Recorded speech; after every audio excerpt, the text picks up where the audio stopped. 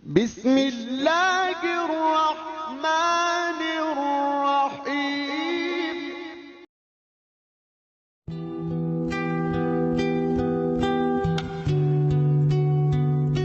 Ulama, teman-teman sekalian, terbagi-bagi. Ada ulama tingkat yang paling luar biasa, namanya ulama rabbaniyin. Ulama rabbaniyin adalah ulama-ulama yang memang sampai pada level seorang alim ulama, yang sesuai dengan sabda Nabi SAW, al-ulama warahatul anbiya, ulama pewarisnya para nabi. Mereka orang-orang yang selalu berinteraksi sama kitabullah. Mereka kita temukan selalu berinteraksi dengan hadis-hadis Nabi SAW. Selalu kalau penyampainya kalau Allah, kalau Rasul, tidak pernah dari pendapatnya sendiri, dinukil Al-Quran dan Sunnah dari kisah para sahabat, dari para tabi'in yang dikenal dengan salafil ummah. Ini ulama-ulama rabbaniyin. Dan kalau antum mau jadikan sebagai contoh saja, ini contoh. Kalau antum pas umroh, kalau saya lagi bimbing umroh, saya selalu mengajak jemaah laki-laki, dan karena jemaah perempuan terpisah di musola perempuan. Itu kalau lagi di Masjid Nabawi atau di Masjid Haram Mekah, saya sering ajak kalau bertepatan lagi sholat sama saya, karena jemaah bebas jadwal untuk sholat masing-masing. Jadi maka yang sama saya dudukin habis subuh atau habis maghrib. Saya terjemahkan, hari ini di masjid ini, hari ini di syekh ini, besok di syekh sana gitu. Ini syekh, ini pak ya yang dikatakan oleh syekhnya, hukum ini, macam-macam. Selalu perkataannya Allah, Allah Rasul. Allah berfirman, Rasulullah bersabda. Tidak pernah ada ini pendapat saya, ini pendapat guru saya gitu. Setelah itu teman-teman sekalian, saya terjemahkan mereka, saya tanya, Pak, bagaimana pendapatnya? Ya, dari tadi ini kita dengar semuanya ilmu.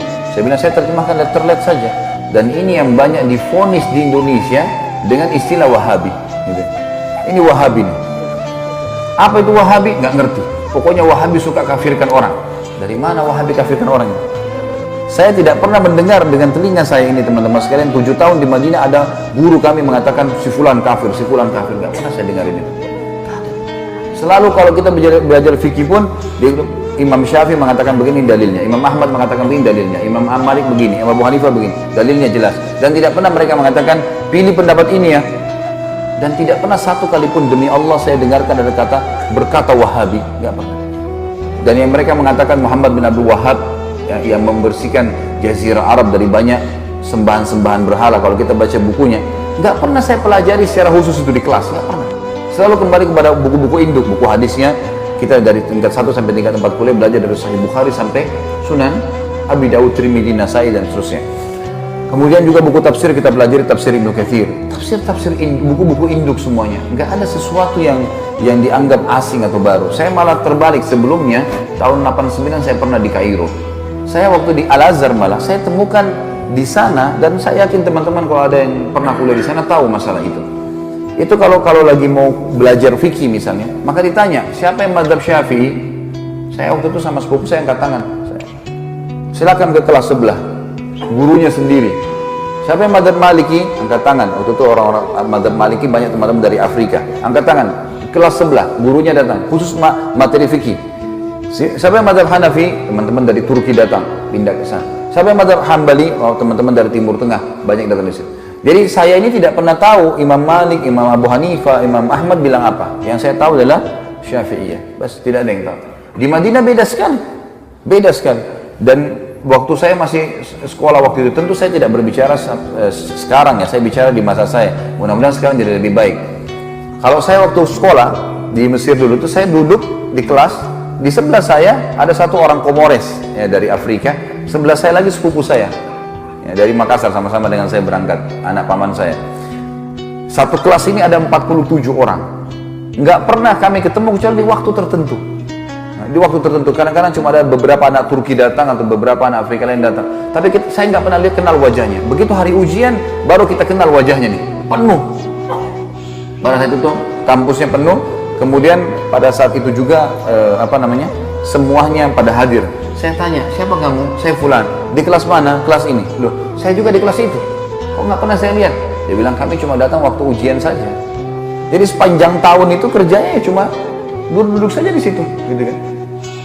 Pergi ke bioskop, pergi kemana-mana, hiburan. Karena Kairo sama dengan Jakarta. Nggak ada bedanya gitu kan? Kehidupan di sana ya kehidupan begitu, bebas kan? Jadi saya melihat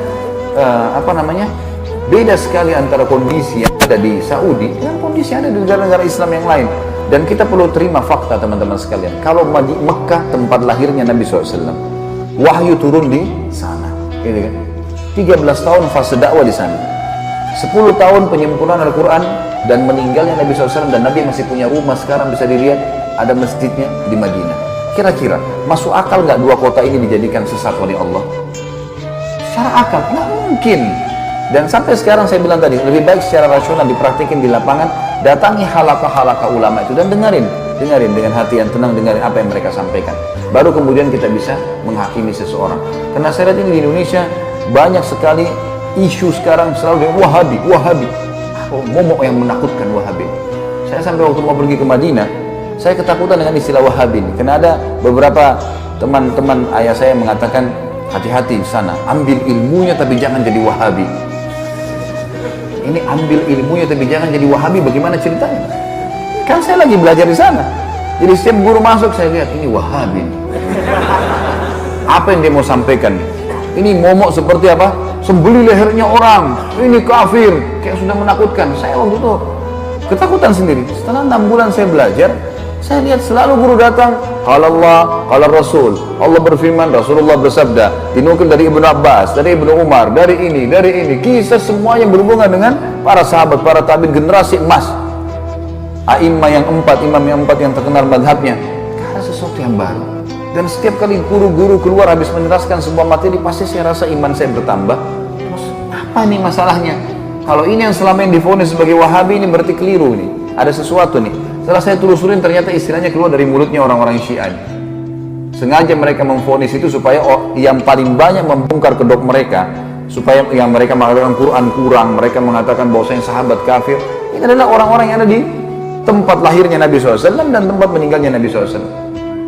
Pernahkah kita lihat teman-teman sekalian, pemerintahan Saudi sekarang merusak Masjid Haram dan Masjid Nabawi?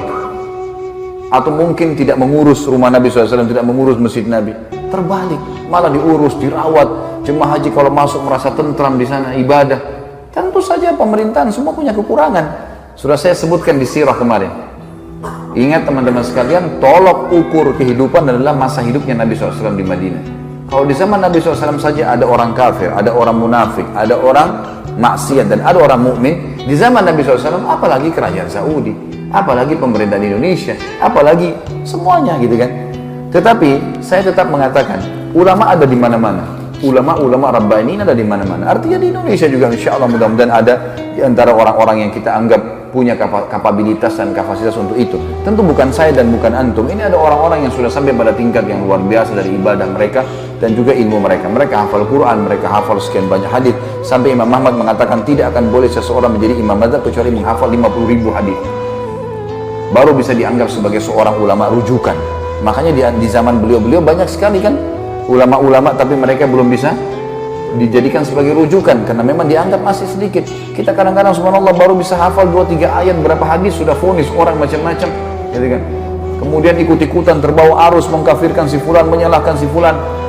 Kadang-kadang kalau diingatkan perbuatan, jangan akhi, ini Nabi SAW tidak pernah lakukan, ini bid'ah. Wah, ini Wahabi ini berarti. Padahal kalau kita ikuti pengajian teman-teman yang divonis Wahabi ini teman-teman, saya sering bahasanya ini di Jakarta. Sebenarnya kami ini yang sedang berdakwah, saya termasuk divonis gitu kan. Tapi biarlah vonisan ini, semoga Allah berikan hidayah. Seperti gini, ini masjid nih. Ini masjid sudah rapi warnanya, temboknya sudah bagus karpetnya. Setiap muslim yang datang, saya sebagai pengurus masjid mengingatkan, Pak, jangan dikotorin masjidnya ya. Jangan diubah catnya, gak usah diganggu AC-nya. Urusan sudah rapi nih, udah tinggal datang sholat. Seperti itulah. Nah, teman-teman yang buat bidah ini adalah orang yang seperti masuk masjid, coret sana warnanya, tambah-tambah yang lain lah, ubah-ubah ini, pencet-pencet AC-nya. Makanya diingatkan, jangan, agama sudah sempurna, hanya itu kok. Wah, ini Wahabi. Wahabi apa ini gitu. Akhirnya umat ini kayak lari dari dakwah gitu. Gak boleh teman-teman sekalian. Akhirnya ini memecahkan umat yang luar biasa, terpecah kemana-mana. Baik, kalau diingatkan, antum mau dengar, alhamdulillah. Kalau antum merasa diri antum benar, fadhal, jalani. Kalau teman-teman ini misalnya diingatkan, jangan akhi, ini karena tidak pernah Nabi SAW melakukan. Enggak, tapi ini, fadhal, silakan. Tapi ingat, di muka bumi ini kita seperti orang yang sedang belanja di supermarket. Setiap orang di antara kita boleh pilih produk yang dia mau, tapi lewat kasir. Hati-hati. Kami mengingatkan supaya jangan salah, karena kalau ada dalil pasti udah diterima sama Allah. Nggak ada dalil, bimbang, paling tidak ragu, kan gitu. Dan masih tanda tanya, diterima nggak ya? Nah, kenapa harus jerumuskan diri pada hal itu? Orang yang masuk pada perbuatan teman-teman yang minimal syubhat, apa kata Nabi SAW? Halal jelas, haram jelas. Di antaranya ada hal yang samar-samar. Siapa yang menyelamatkan dirinya dari hal samar-samar, dia telah menyelamatkan kehormatan dirinya dan agamanya. Dan siapa yang menjerumuskan dirinya pada hal yang syubhat, dia telah menjerumuskan dirinya pada yang haram. Seperti pengembala domba yang bawa domba-dombanya di ladang rumput, yang rumputnya lebih tinggi dari dombanya, sehingga dia tidak tahu domba mana yang dicuri oleh serigala. Berarti dalam Islam cuma ada halal, ada haram. Syubhat pun masuk di sini. Ragu pun nggak ada dalilnya, atau mungkin lemah, ya sudahlah, gitu loh. Ini nggak langsung divonis saja langsung ini. Sekali lagi teman-teman, kalau dianggap ini adalah perbuatan, nggak apa-apa lah, ya sudahlah. Jangan jadikan perpecahan umat, gitu kan? Yang ini perlu diketahui. Ini ulama yang pertama, Rabbani. Ada ulama yang memang ini istilah dari para ulama warasah. Ulama warasah ini orang-orang yang terwariskan istilah ulama pada mereka. Tapi orang-orang ini tidak punya kapasitas untuk itu. Saya kasih contoh kayak kita di Indonesia kan, maaf, gelar ustadz, ya. Ini mudah sekali kan. Siapa saja bisa bicara sedikit agama, ustadz. Jadi ini semua divonis. Yang lebih unik lagi adalah, maaf, jangan tersinggung. Ini orang di Indonesia sekarang ahli melintir perkataan ini, ya. Jangan dipelintir lagi. Saya tidak singgung siapapun, dan jangan tersinggung, nggak usah tersinggung. Kalau baik terima, nggak baik nggak usah terima, kan selesai gitu. Gelar haji, Pak Haji ini pulang dari haji 40 hari alim. Dari mana alimnya nih? 40 hari memang di sana belajar, hafal Quran. Kalau kita lihat jemaah haji kita datang ke sana, tinggal di hotel, pergi sholat di masjid, dan kebanyakan nongkrong depan hotel, masih banyak merokok di situ, ngobrol-ngobrol. Pulang tiba-tiba jadi alim, dari mana ini disulap ini? Bagaimana caranya bisa tiba-tiba berubah ini? Dan kita vonis, oh ini berarti seorang alim. Yang banyak terjadi di Indonesia, dan ini kita sayangkan sekali. Kalau khatib tidak hadir, baik silakan Pak Haji gantikan. Itu semua Pak Haji silahkan, tidak ada yang larang, asal dia punya kapasitas ilmu silahkan. Tapi dia naik bicara. Banyak orang yang bisa terjadi fakta. Ya.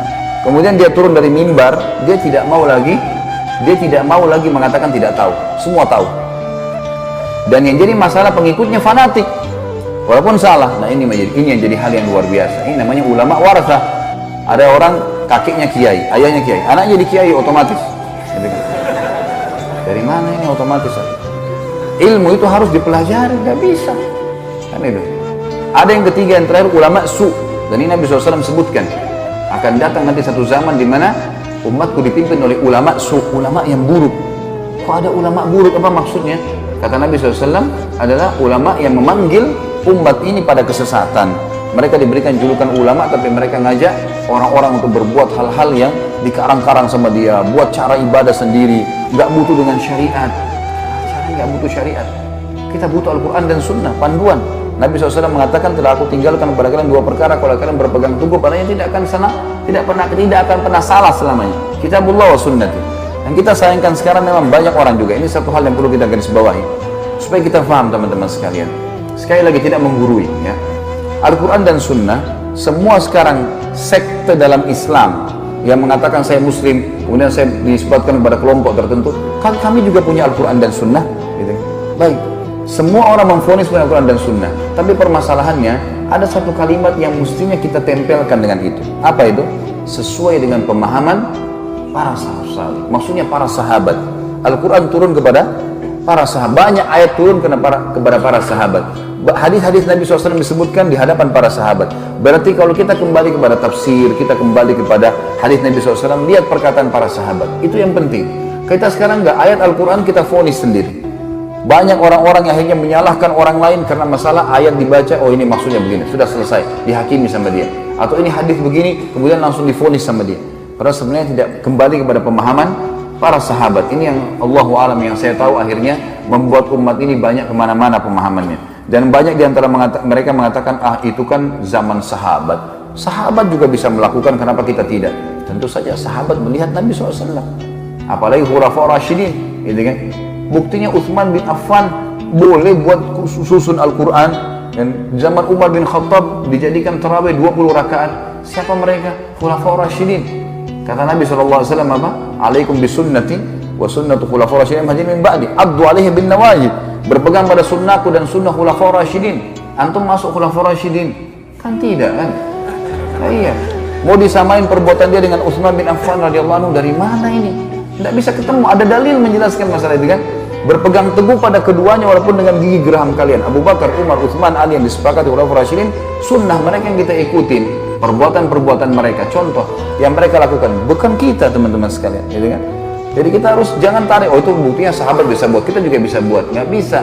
Pada saat itu para sahabat ada, masih hidup dan mereka sepakati untuk itu. Ini yang perlu kita ketahui. Allahu a'lam.